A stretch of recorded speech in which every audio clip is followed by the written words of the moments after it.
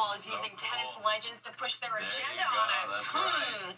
Money to be made. All right, well, take a look at this. After a brief downpour earlier today, a double rainbow appeared. This Citizen app video was taken on Coney Island. I guess that's always the good part. We deserve it after all we went through the past 24 hours. Let's go to Audrey now for a look at the forecast. Take a look at the temperatures. We have a big cool down, a little fall preview, which will be nice after such a hot, humid summer. Very true, Steve. We are expecting temperatures to be below average for a change over the next several days. We were already there with our 1 degree shy of the average high of 83. The number was 82 earlier in Central Park. The record high in the state, 94 degrees. Right now we're sitting at 72 in the park. Same number in Islip and in Bridgeport. It's 70 degrees for you in White Plains. And same number is being found in Poughkeepsie with 60s in Sussex and over towards Scranton. Now our dew points, which is a measure of moisture in the atmosphere, have shown that it's been quite uncomfortable and humid across the region.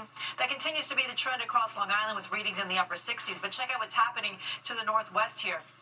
Here's where we're seeing our numbers drop into the 50s. That's refreshingly dry air that's starting to work into the Hudson Valley and will eventually work downstate right here into the tri-state area as we go through the overnight.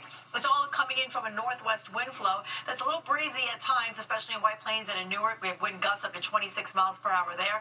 25-mile-per-hour gusts being found in Central Park. All right, so most of the shower activities now come to an end. We still have a couple of spotty showers, though, being found across parts of the Hudson Valley. Some kind of creeping out of Pennsylvania now, moving into portions of New Jersey. And I'm going to leave in the threat for a few showers during the overnight. Probably after midnight, we'll start to see things kind of quiet down. Off to the west here, you can see that clearing line coming in to central Pennsylvania and central New York. That's also headed in our direction. We still have a cold front in our vicinity, and until it pushes it out of the region, we're still going to be having a chance of a couple of showers and some cloud cover as well. Off to the west, though, it's nice and clear across the Midwest. This is our weather that's coming into play starting tomorrow afternoon.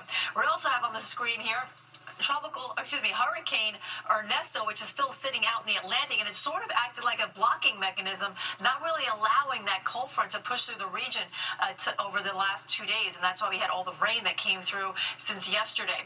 Right now, Ernesto is at 80 miles per hour, so it's still a Category 1 storm. What's interesting to note, it's the direction that it's going into the northeast here, and it's actually going to affect places like Ireland and the UK as we go further on into the week here. Now, as far as we're concerned here at home, our wave heights are starting to diminish as Ernesto pulls away, but tomorrow it's still dangerous out in the waters with wave heights at 3 to 6 feet, resulting in a high risk of rip currents. But gradually we'll see conditions improve again as Ernesto pulls out to the northeast of us. All right, so this cold front, slow to exit, but it will do so by tomorrow morning. There could be an isolated shower in the morning hours across the east end of Long Island, but for the rest of us, it looks like we're going to break into a mix of sun and clouds as we go further on into the morning hours. It's going to be a really nice day tomorrow.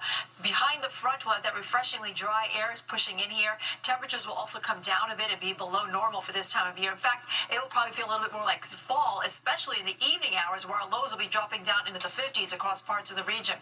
On Wednesday afternoon, we could get a couple of isolated showers rotating in here, but overall we're expecting a nice quiet weather pattern for the rest of this week here. We're also expecting a cool weather pattern too. As I mentioned, we're going to have our temperatures drop to below average as the steering currents will have a cooler air mass working in here, at least for the first half of this week. Then we'll see the warmer air kind of push in here by the second half of the week, so don't worry, next weekend looks to be a nice weekend beach-wise if you do plan to still hold on to summer.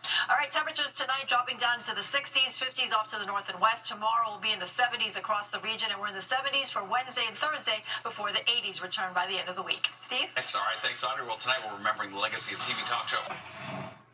All right, we're taking a live look at Chicago, where the Democratic National Convention is underway. President Joe Biden has yet to take the stage tonight. You can watch his speech live online at fox5ny.com. All right, let's go last check on the weather.